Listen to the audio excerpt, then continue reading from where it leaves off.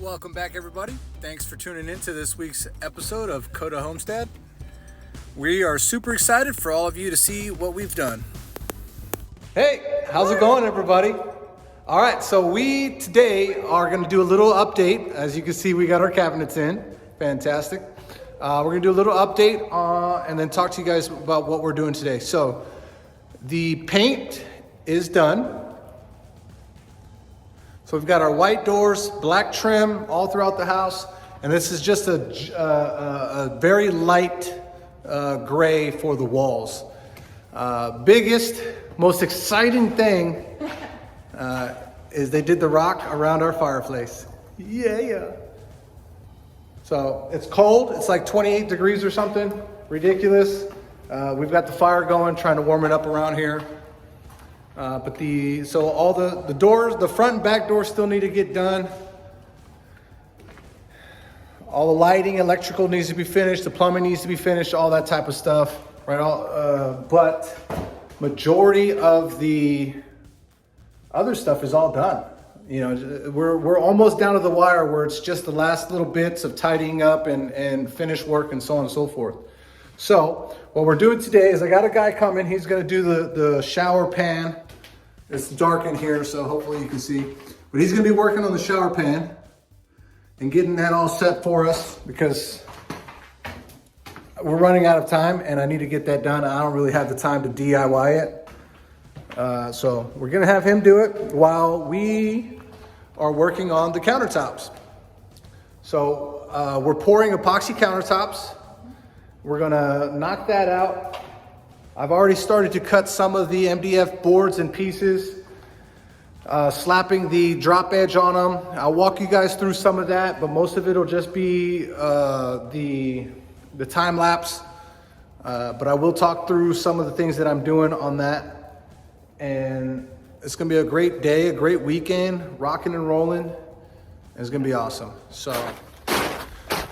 Okay, so what we've got here is 3/4 inch MDF board. Bought plenty of that, and then we've got foam board here. That's going to end up being the shower walls. Also going to be epoxy covered and stuff like that.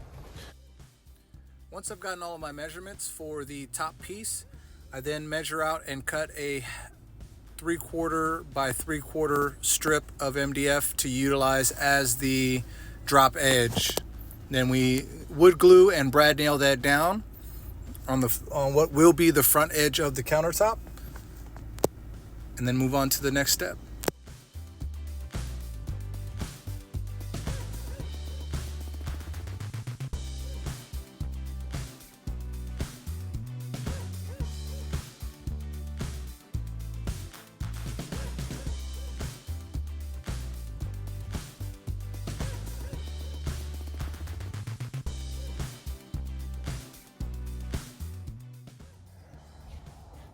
Okay guys, so for those of you who haven't seen this yet, I did a practice countertop a while back for our rental house because it had a tile counter on the center island piece. And it was disgusting. We couldn't do anything with it. You know, we couldn't make our pastas or doughs or anything like that. So I made a practice piece knowing that we were going to do this in the house. I made a practice piece. And now we're going to transplant this piece into this house. It's going to be for Dora's desk, but I have to cut it down to size.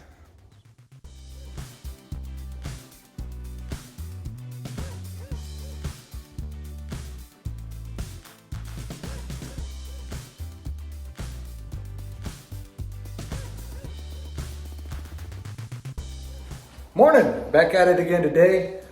So if you look at the previous clips to this, you have seen some of the cutting, some of the piecing together, but not all of it, right? Obviously for you guys to watch all of it would just be redundant and probably boring for y'all.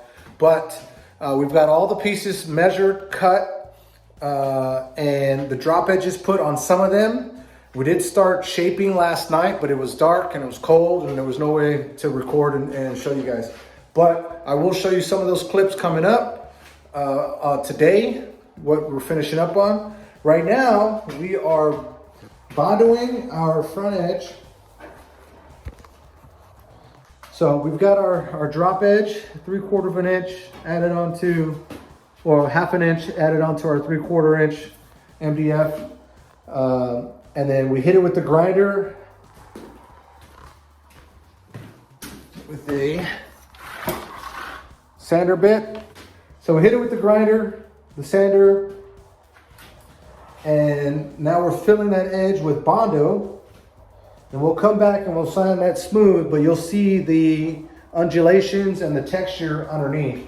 So Dora's working on the Bondo right now.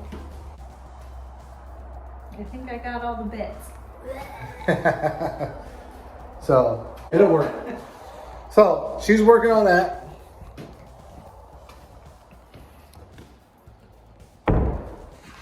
I'm working on the island. So I've got my pieces cut to length. I've got my dowels and my wood glue. So I'm about to start doing I'm gonna dowel these pieces together, glue them together. It'll be one long island. I've already cut the strips for the drop down edge, are all over here. So once we've got it all glued together, and then I've got this last piece here that's gonna fill this corner. I've got to cut that corner off, glue those two pieces together, and then okay, so what I've got here is for the centerpiece is I've already marked it out and I've already drilled this side, but basically I lined them up edge to edge, flush, clamped them in place, and then measured a few inches from the end, and then 5 or 6 inches in between along both sides, making sure that those lines matched up. Got this little dowel jig. You line that up with your line. I'm using this so I'm using this one because that's the one that lines up best with the 3/4 inch. But it's got different depths for different thicknesses of wood. So you line that up on your line. You can see that, folks. There we go. Line that little point up on your line, clamp it into place. I already set my depth on the drill bit. Drill it in there. And then do the other side. Those holes should line up perfectly. And put your dowels and your glue, and then smack it together and call it a day. And then so I'll do the same thing here and then over there on that corner.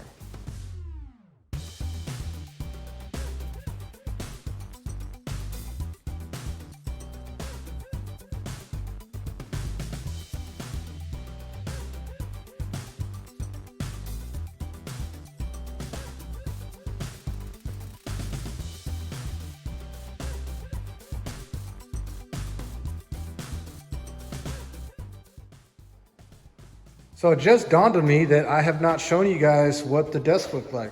So again, this was that counter piece, my practice one that I did for the rental house.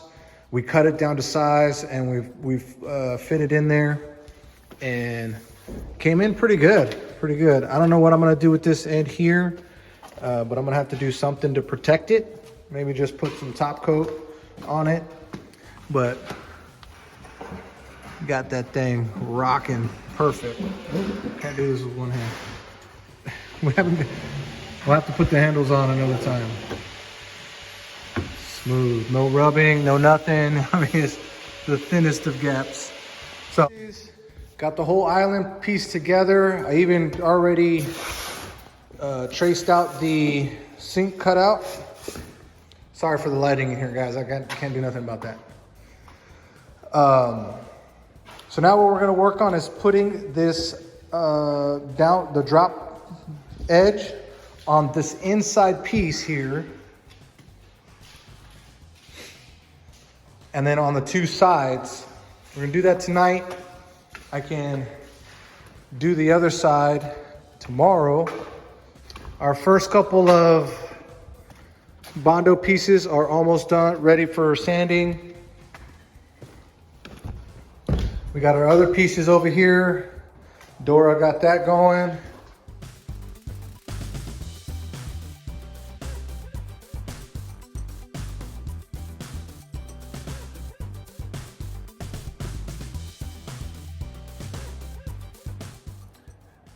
We got a bit done. Didn't get as far as I wanted to, but we've got the island all ready to go.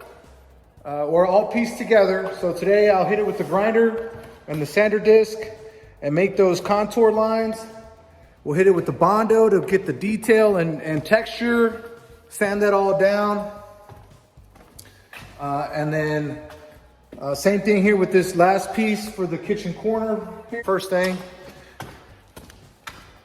is I'm sanding the Bondo that Dora did yesterday on these edges. So, you ready for a sneak peek? Check this out.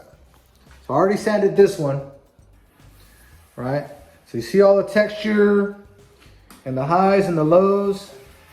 That's gonna look slick when we get that epoxy on there. So this was the before, right? You can feel it, you know, all those high points, you know, sharp, all that stuff.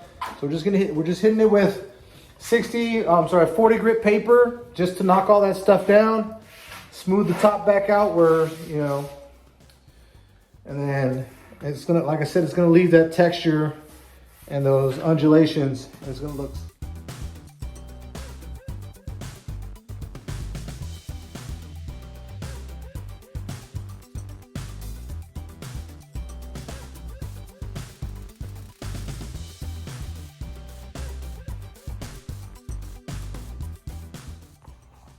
All right, folks, tell me what you think. That looked like that was chiseled out of stone.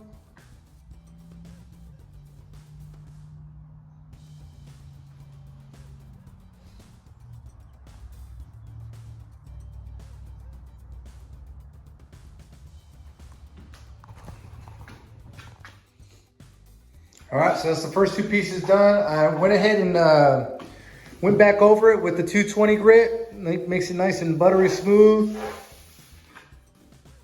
But that's gonna be nice. I can't wait to cover that up. I know it sounds weird to say that, but once that epoxy gets on there, it's gonna keep the detail, but it's gonna look pretty. It's gonna do the color pattern that we want. So that's the first two pieces. I've got two more. That's the 4 countertops for the bathrooms and one of the stove pieces, or one of the kitchen pieces. And I have to go get more sandpaper because I have plenty of different grits for my orbital sander, but it decided it doesn't want to work anymore. So I need to go get some more for my other sander. Where'd it go? There it is. For this guy. So, all right, see you guys later. Okay, so I did the 4 pieces for the countertops, or the sinks rather. Got all 4 of them sanded down to the texture that I like and what I'm looking for there. Now I'm getting started on the island. So again, I'm just taking my grinder, 40 grit sander disc, and I'm just making random cuts and gouges, different directions, different angles. And that's gonna give me my foundation.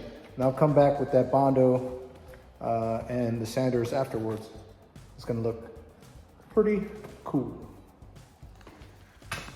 All right, so I kind of got sidetracked going deep into what I was doing, but I cut the hole up for the guest sink here. It's dark in here. I don't have my flashlight on me, but there you go. That's what it's gonna look like, hopefully. It's an 11 by 18 sink for the under mount. So that's the inner measurements. And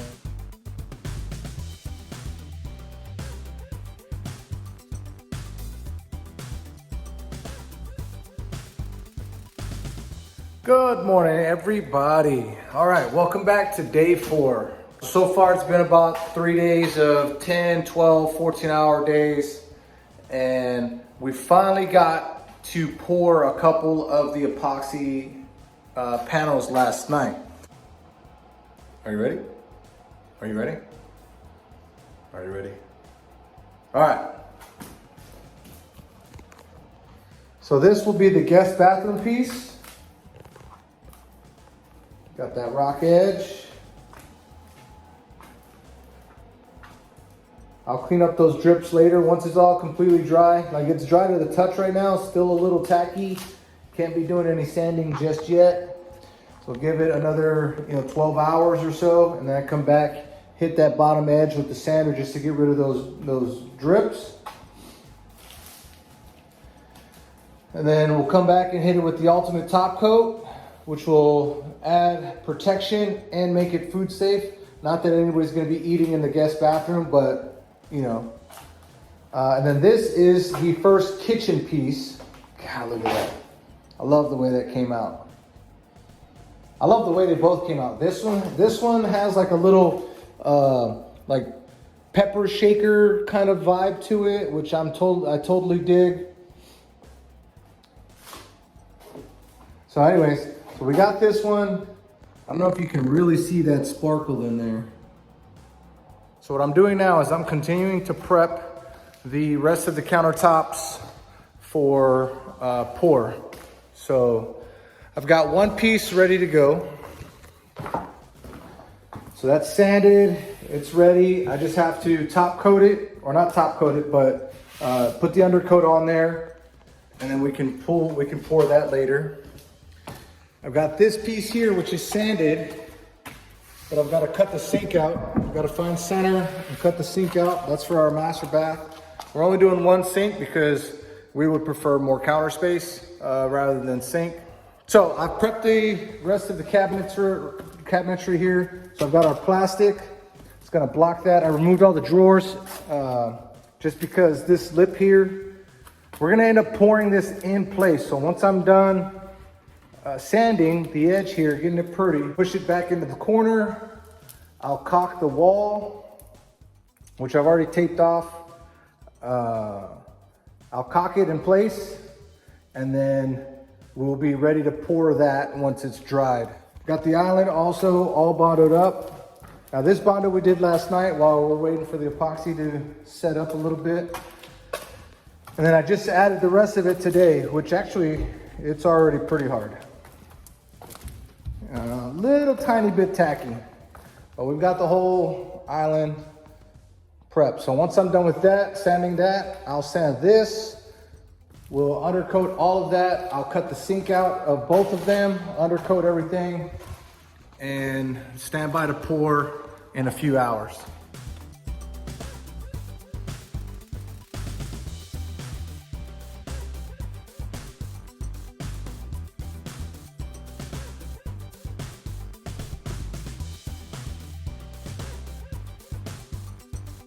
Tell me if you can see the difference here.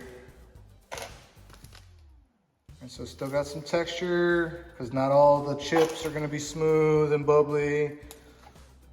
And I'll show you my favorite part so far. I don't know if you can really see there. Yeah, that's my favorite piece of the whole side.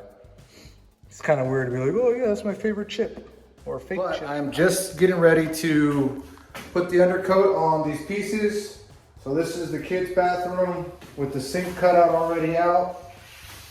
Primer. I still haven't started sanding this yet. I started doing other things. I've got this one is for a master bathroom. Got the sink cut out for it.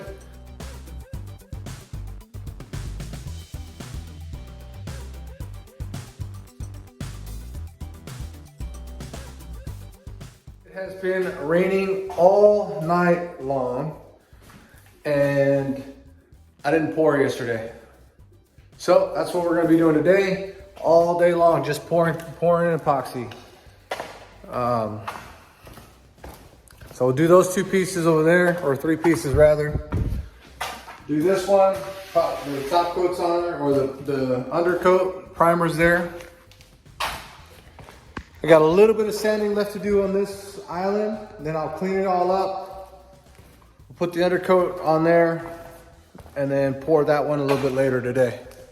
So, hope you guys are enjoying the content. So part of the process here is we've got a tape dam around the table here, or the piece, because we're gonna pour the epoxy here. We're gonna let it set for an hour, hour and a half, 2 hours. Really depends on how fast it's starting to set up. And then we'll pull the tape, that way the epoxy slowly rolls over the edge as opposed to just immediately pours. So what I learned on watching StoneCoat Countertops is put a second piece of tape on the inside, fold it over,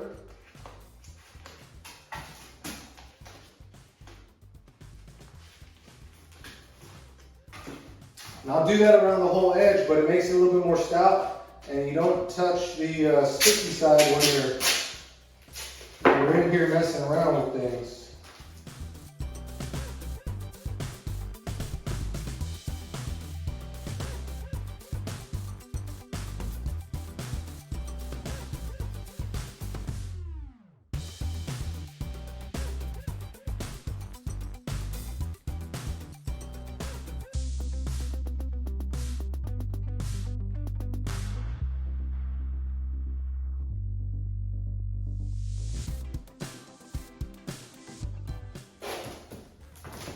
Alright, so this is actually kind of cool, I think anyways, but you know, I'm me, so. The cleanup, right, the cool thing about epoxy is it will bond to just about anything except plastic. So, easy cleanup, easy reuse. You leave your popsicle sticks inside your cups and pull it right out. Nice and clean, ready for the next batch.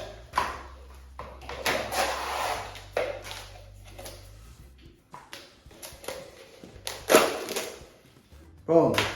All right, so I've got all the stuff I'm gonna need here. I've got my epoxy, I've got my mixing buckets, my cups. Each one of these cups is gonna be a different color. I've got my mica powders, white metallic.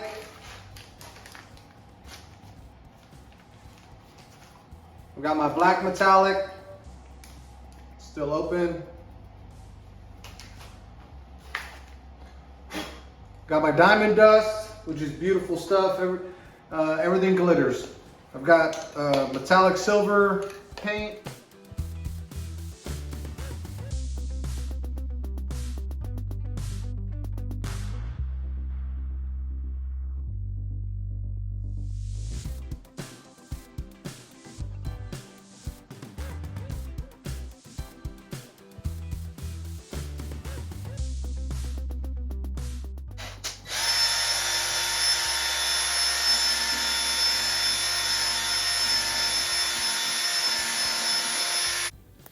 So it is important to mix the epoxy for at least 2 minutes to make sure that parts A and part B are completely incorporated with each other. And then when you add your additives, your different colors, you know, make sure that those are mixed in as well as possible also.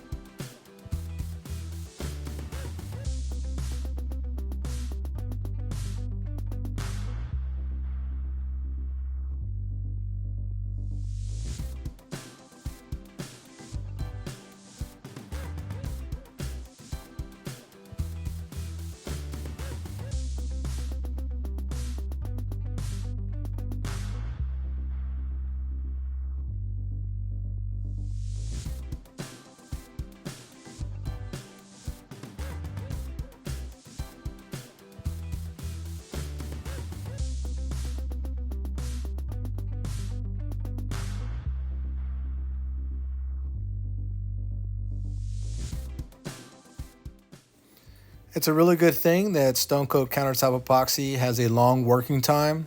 So from when you first mix it to when you're done pouring and done manipulating your patterns and all that stuff, it's a significant amount of time. So there's no real rush, although you don't want to keep large amounts of the epoxy in buckets for a long period of time. And it's also helpful if all your packaging is open and your spray paints are shaken up. Those things kind of help.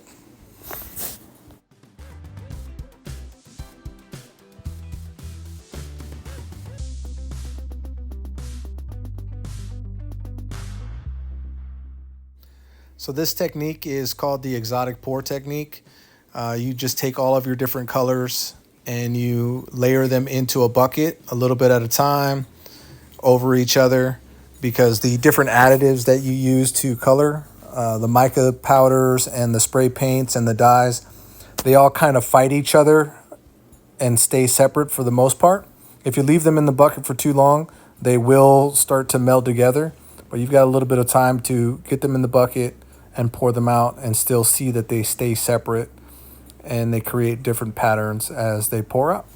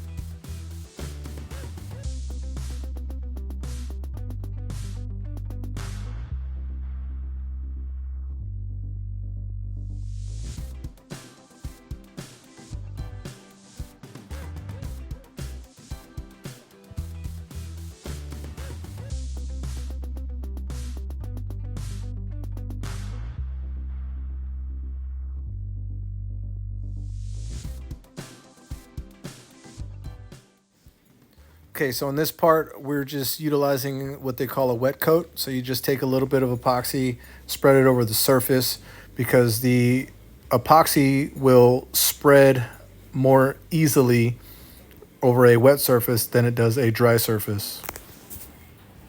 And then you just take your epoxy pour bucket and spread it out. It doesn't have to be in any particular pattern. You can do whatever you want.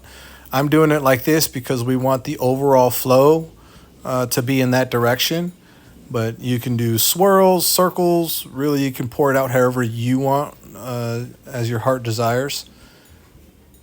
And you see that the colors more or less stay separate, and then there's some areas where they blend in, and it looks really cool.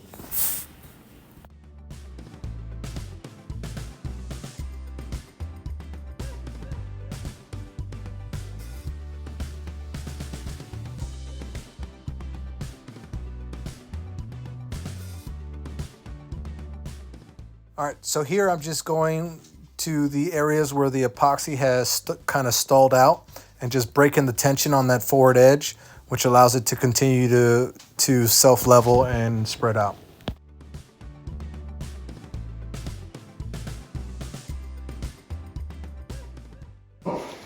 I went back with a little bit of that black and a popsicle stick, and I put these little veins in there just to add that pop of black, a little bit more defined.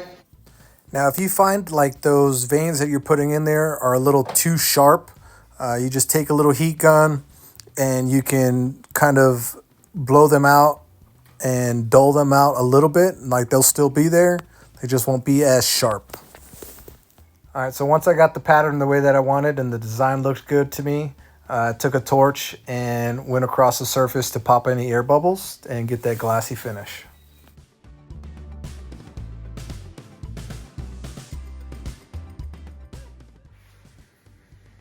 Good morning, folks. Welcome back to day 5. So you saw what I poured yesterday during the daytime. Let me show you what we poured during the nighttime. What?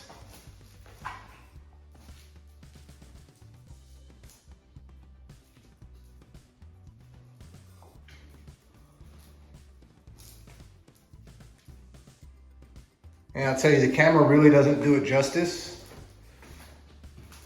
on how beautiful that is.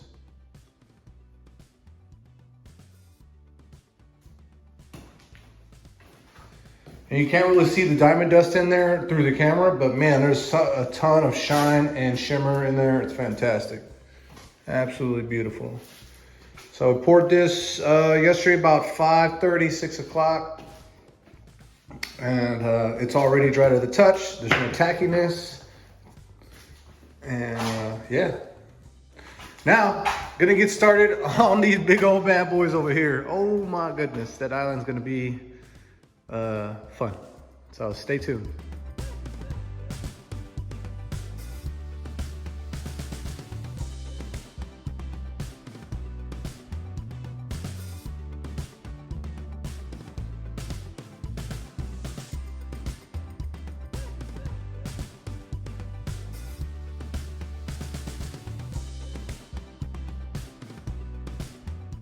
Sorry guys, I forgot to move the camera when I poured this, so we didn't have quite enough. I gotta pour more. We mixed it, it's good to go. So let's see how this goes.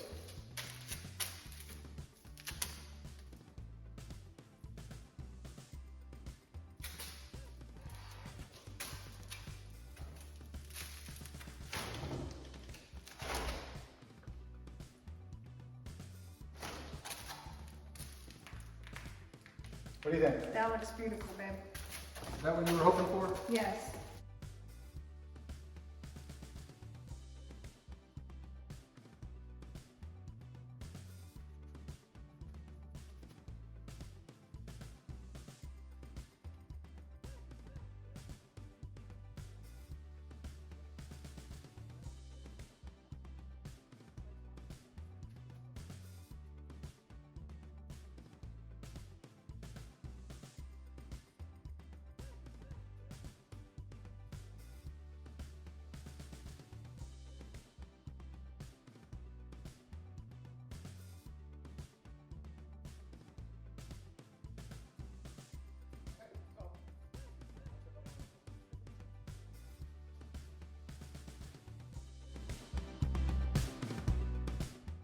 Now, we did not use the wash coat or wet coat for these two because we knew it was going to take multiple pours and we didn't want them to spread out too far and get too blurry.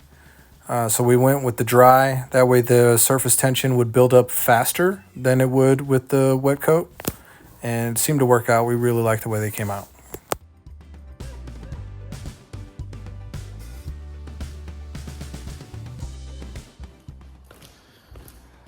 All right, so it has been a long week working on these countertops.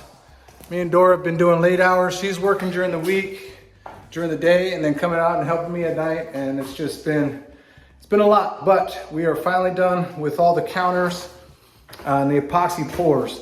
What we're gonna do today is put a ultimate top coat, right? It is a protective barrier that goes on top. Now, the epoxy itself is fine as is right now. It'll take 30 days to fully cure and fully harden. So after about a week or two, it's good for light use. And then for full on use, like putting in hot pots and all that stuff, 30 days or more. So the ultimate top coat is good 2 days, 3 days max. It'll be fully hardened and ready for full use. So we test fitted all the pieces last night. They all fit absolutely perfectly and beautifully, very snug in all their little holes. So all we gotta do is hit it with a 220 grit sandpaper just to rough up the top, nothing crazy.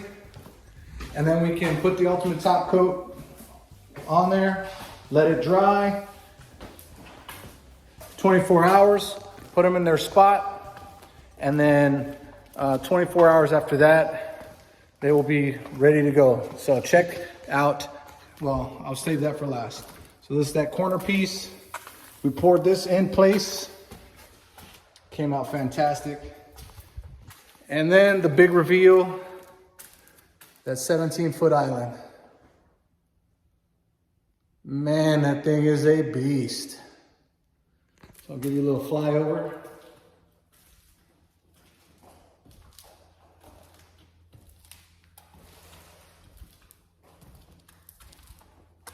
But came out great. Super, super happy with it. Let me know what you think. Thanks for watching, guys. Hope y'all enjoyed it. Let us know what you think in the comments. And stay tuned for the next episode for our epoxy shower panels.